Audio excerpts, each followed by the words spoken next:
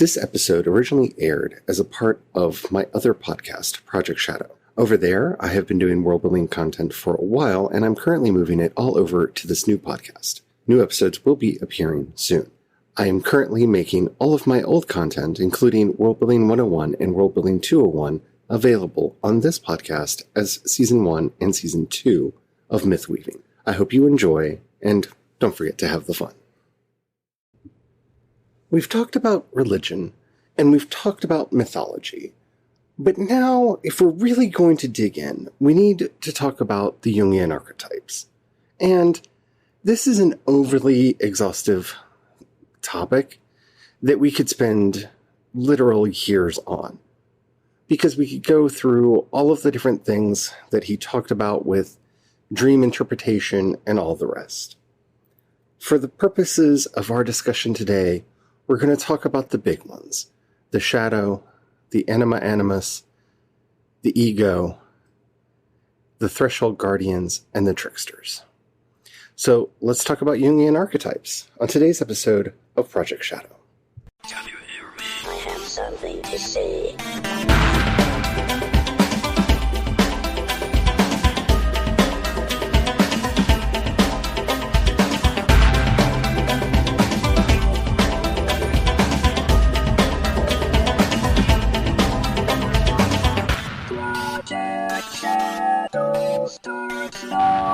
Hello everyone, how are you doing today? My name is Charlie. You might know me better as sci-fi fantasy writer C.E. Dorset. And I'm happy to say that the second chapter of Dance the Ghost Shatter Me is now up for people to read, if that happens to be something that you might be interested in. Okay, so today we're going to be going forward with our 201, looking at, well, all the intricacies of world building, and finally we're going to be talking about the Jungian archetypes. I'm sorry if I sound a bit distracted. This is such a big topic that I keep second guessing the way I want to approach this, because we could honestly, like I said in the intro, talk about this forever. So let's start with what is an archetype. And I am not going to be academic about this, because that can be really problematic and misleading for our purposes. I'm going to be talking to you as an author, because I'm a writer, and I think that's more than likely why you're here, is either to improve your storytelling in a role-playing game, or in a book or screenplay or something like that. So what is an archetype? Well, we have to begin with, an archetype is not a stereotype. So we're going to be talking about the Anima and the Animus, the shadow, the ego, the threshold guardians, the tricksters. And for some of you, those words may have meaning that you're ascribing to them automatically in your head. Well, a trickster has to play tricks on people. No, they don't. You see, you can easily get lost in the name. The threshold guardian stands at the borders of the threshold and says, "You shall not pass." No, not necessarily. That's not always how they work. And this is where archetypes become very dangerous for authors to start playing with, and why we didn't talk about them all that much in the 101. Archetypes are just that. They're images. They are the latent notions in the back of our mind. They're pre-made characters that already exist within us that can be called up to connect the reader to the story, to fill in the reader on some of the things that go unsaid in the story. They're a psychological trick that we can play on ourselves and our readers to get a better understanding of how the story should work. Now, archetypes come in all shapes and forms. We can talk about how our characters are archetypically the gods of Greece. So this character is an Apollo, and that character is a Dionysus. And that's a perfectly logical way to use archetypes. You could even expand out characters from, say, Star Trek into an archetype and say this is a Spock or a Kirk or a McCoy. That's possible to do. But remember, We're talking about a container for psychic energy, not a list of criteria for what makes someone that thing. And I know I've probably lost some people when I said psychic energy. So I think we're going to have to unpack that just a bit. Because psychic doesn't always mean, I have mind powers and I'm reading your thoughts. It's a really important term, especially for us writers, to understand.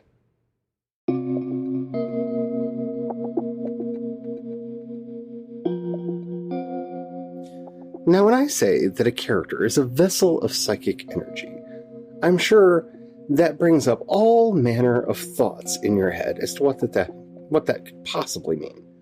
Is that character a mind reader? Are they going to make things float around the room?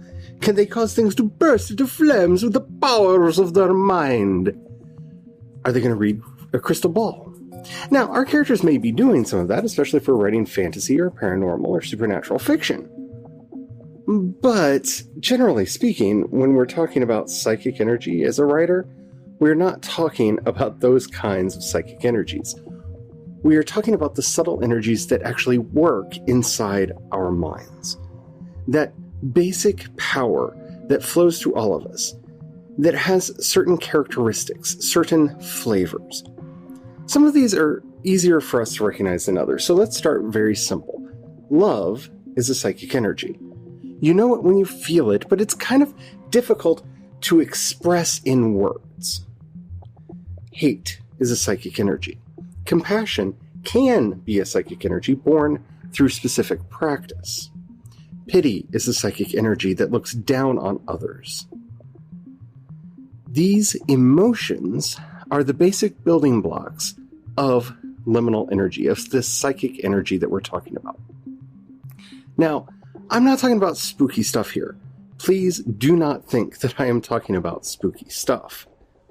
What I'm referring to is the energy in our mind, the energies that we experience in ourselves, in others, and that need to be present in the characters of our stories if they are going to come alive in the minds of our readers.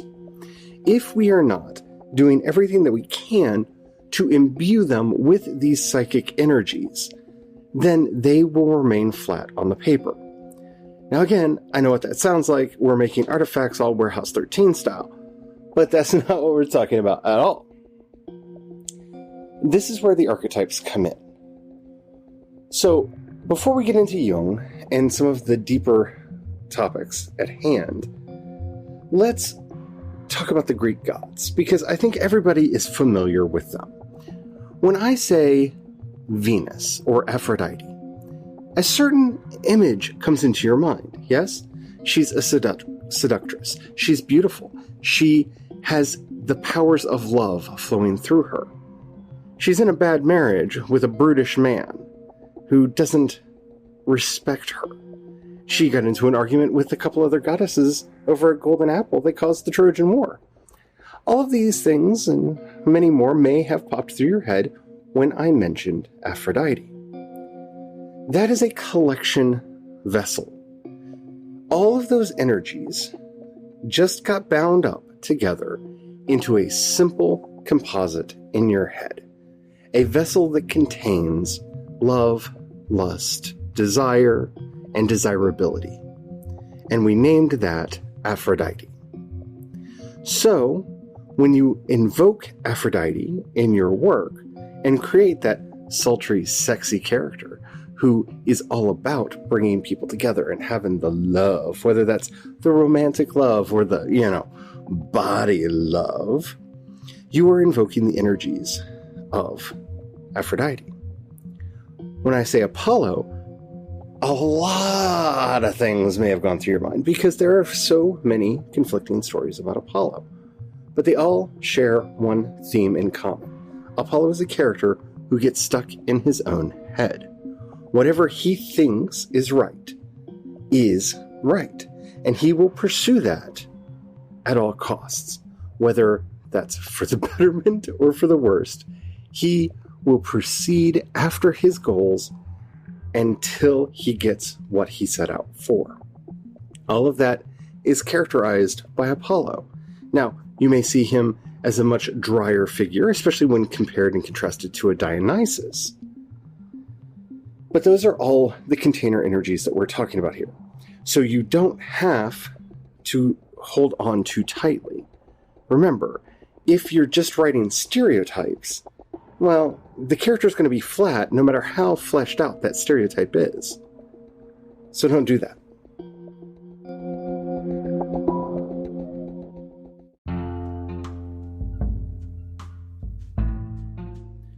The first archetype we're going to talk about is the ego. Now, the ego is one of the hardest ones to pull off and to pull off well.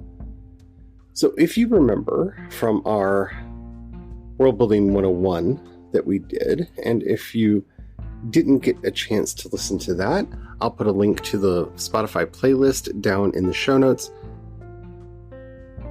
The ego is virtually synonymous with the entity that is being transformed. This is one of the places that often goes wrong when people talk about archetypes and how they are associated with our fiction. The ego, in only a few rare circumstances, is actually the hero of our story. They will very often be an aspect of the ego, but they are only an aspect of it. So what is the ego? The ego is the I. It is the subject. It is the thing to which everything else in our story is a manifestation of its unconscious and conscious mind. The ego is that which answers the question, I am.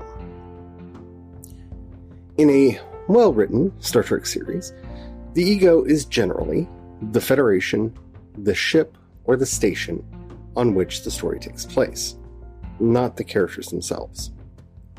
So, it's not a lie when Kirk or Picard says these are the voyages of the Starship Enterprise. That is the introduction to the show, drawing a circle around the ego.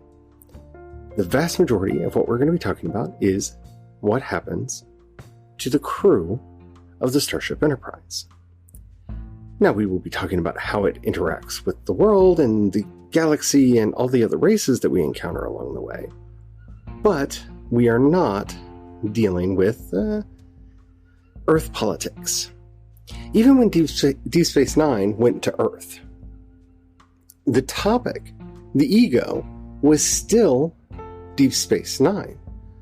Our focus characters were always Sisko and Odo, even though we saw other things that were going on under Earth. Even Nog, when he was brought in as a part of a fragment of the group mind of Deep Space Nine, and showed us how it was interacting with the rest of the outside world. Be very, very careful not to draw this circle too small or too broad. If the ego in your setting is too small, then the story will feel very claustrophobic and narcissistic. Now, that can be perfectly alright if you're writing a short story or a flash fiction. In fact, in the shorter the fiction, the smaller the circle will be. So, in H.P. Lovecraft's Outsider, the circle is drawn around the outsider, the person who doesn't feel like they belong, the monster that can't go out. That's the circle.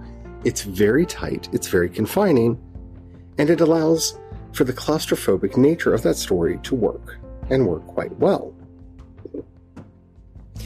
In the works of Robert E. Howard, Conan or Bran Mak Morn or Solomon Kane is generally this character, and you can kind of see this in works like The Witcher,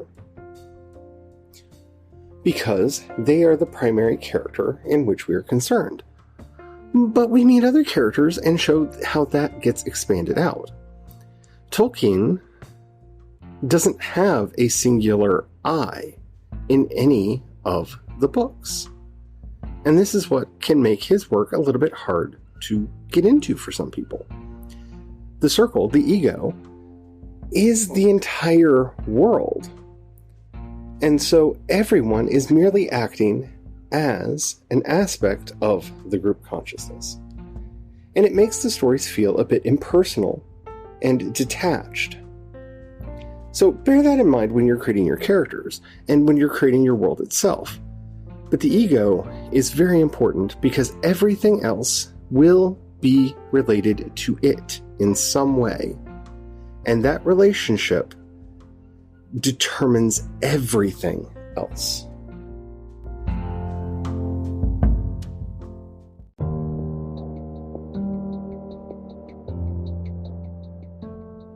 In very basic terms, the shadow is that which the ego cannot see. And we again talked about the ego in the 101. Where this often goes wrong is like with the hero being seen as our ego, our villain is seen as our shadow. The villain may be the cause of the shadow state. The villain may be a symptom or an aspect of the shadow state.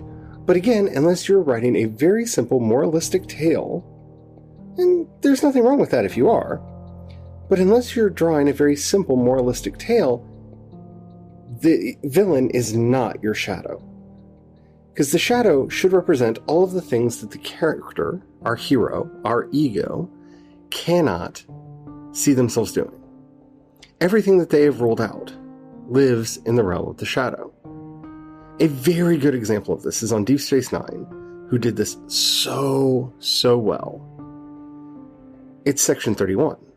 Section 31 is the exact opposite of everything that Deep Space Nine is. It's the exact opposite of everything that the Federation is.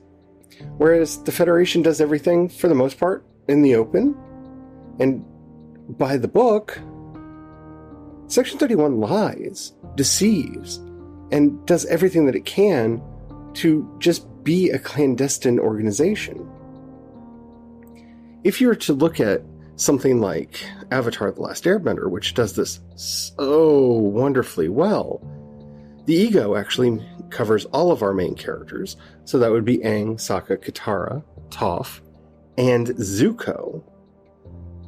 And our shadow is a lot of the other characters. So that would be the Fire Lord, that would be Azula, and all of the villains that come out of the Fire Nation. In fact, you could say that the Fire Nation itself, in most respects, is the shadow. Because they are everything that the Avatar is not. They are everything that the Avatar's side is not. They're cruel, they're vindictive, they're hateful, they're genocidal. They're willing to do anything, no matter how repulsive or destructive, just so their side can win. They're everything that Aang cannot imagine. And thus, they provide such a strong counterpoint to him and the ultimate challenge to him. Because what can Aang do other than kill the Fire Lord for this to end? What other option does he have? And I know if you've watched it, you know what he did. I'm just trying not to do spoilers in here in case people haven't seen it, because it's up on Netflix. So if you haven't seen it, go watch it. It is a masterpiece of good writing.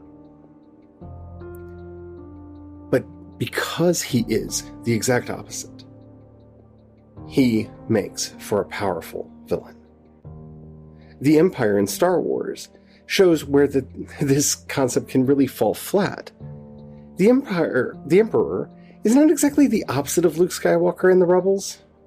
The Empire itself kind of is, in that you see that the ego is wrapped around this loose idea of being a freedom fighter or standing for freedom and liberty, and the Empire is about control, domination, and fear.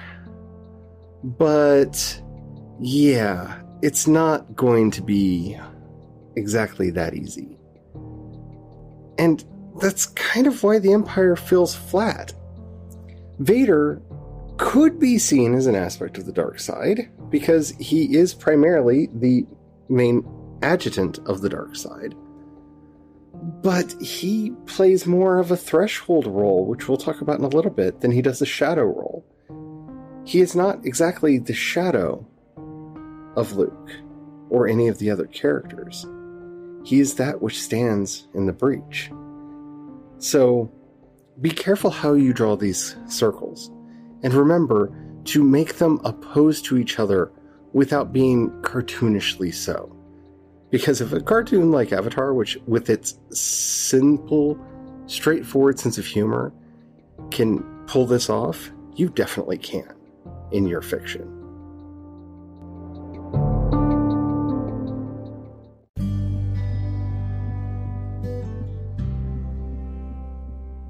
Tricksters and Threshold Guardians are characters that are there to impede and give challenge to our heroes. That's it. That's all that is meant by these things. A trickster will try to trip up our hero. A Threshold Guardian will try to stop them. So, Han Solo is a trickster. Chewbacca is a trickster. Just to continue using Star Wars, since that's the last thing that we talked about. Obi-Wan Kenobi and Darth Vader are Threshold Guardians. They stand on the limit between the known and the unknown, and they try to lure our main character to one side or the other. They try to keep them on the side that they feel is best. That's really what these characters are. Trying to make them too literal, like they don't have to be the Red Skull in Infinity War. They don't. They could be, but they don't have to be. That character is definitely a Threshold Guardian. He literally guards a threshold. And yes, if you literally guard a threshold and that is your sole function in the story, yeah, this is one of those few times, yeah, just put a circle around them. There they are. That's a Threshold Guardian. But a well-constructed Threshold Guardian should be so much more.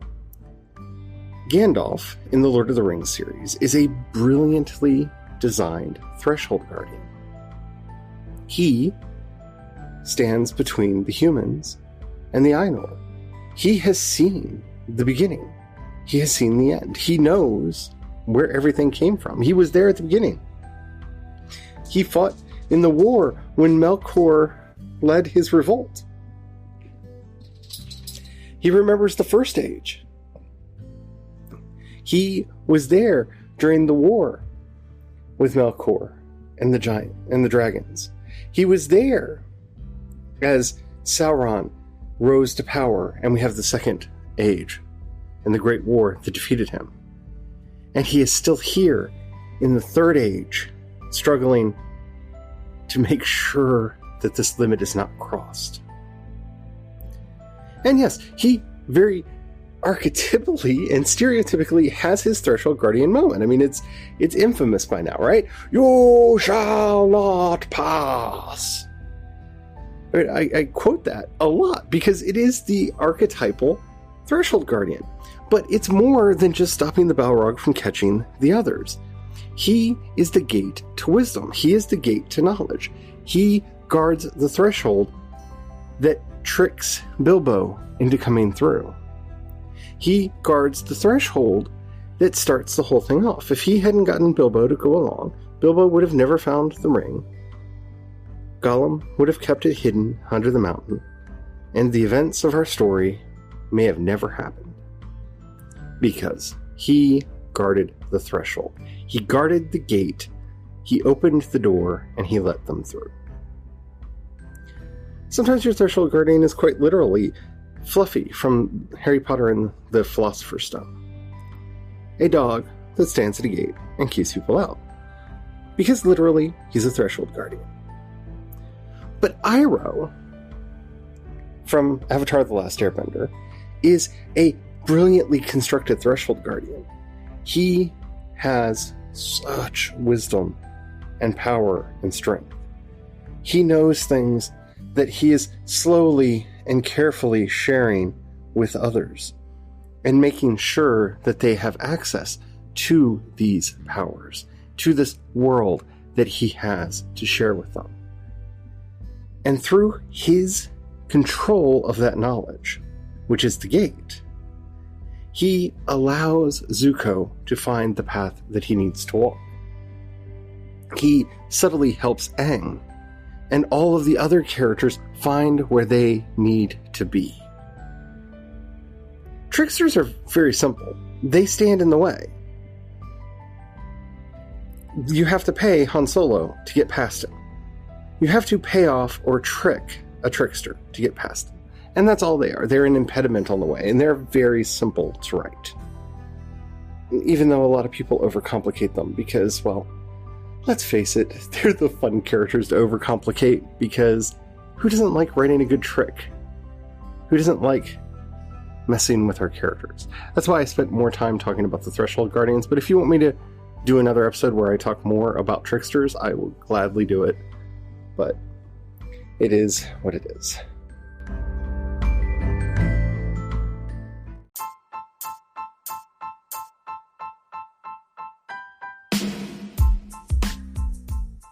Last but not least are our Anima and Animus. So the Anima is the projected female from the male psyche, and the Animus is the projected male from the female psyche. So they are idealized forms of what is masculine and feminine. Now, we could say that there should be an Animum between them, because, you know, me and my distrust of binaries, that there should be an Anima, an Animus, and an Animum somewhere in the middle, where we have a neutral spirit. But for now, let's just stick with this dyad, shall we? So, the main role of this is to reflect back in a female character what people expect to see. Now, this is difficult to do without falling into stereotypes. So,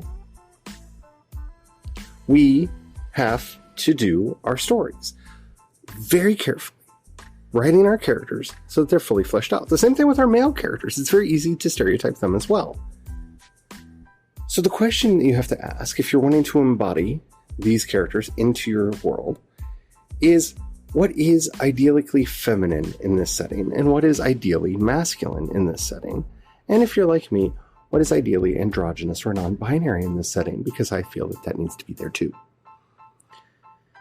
And then don't linger on it too long. Because the longer you linger on it, the closer this gets to objectification, and you need to avoid that. But this is also a mask that has to break.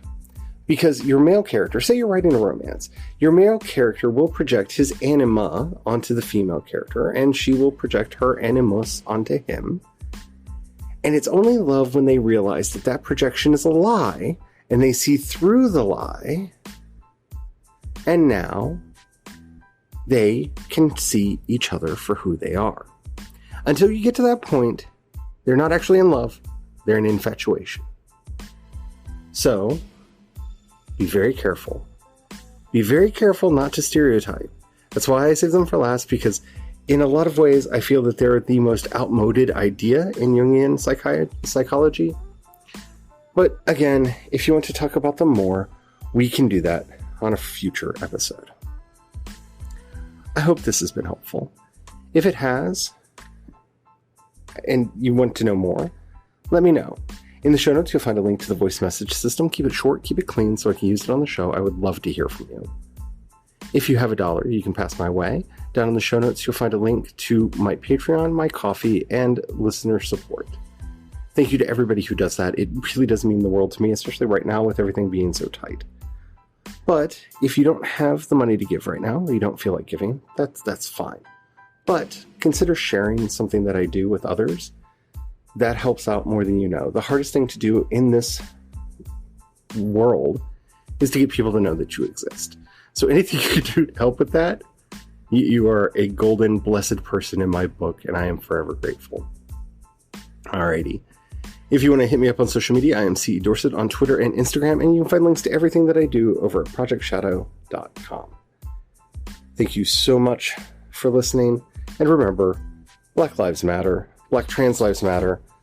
A whole new series of atrocities has been committed in our country, and we need to fix them as quickly as we possibly can. Not that people are listening, but we need to shout louder and make them listen. And I hope you have the courage to ride your dreams into reality. And until next time, don't forget to have the fun. Bye.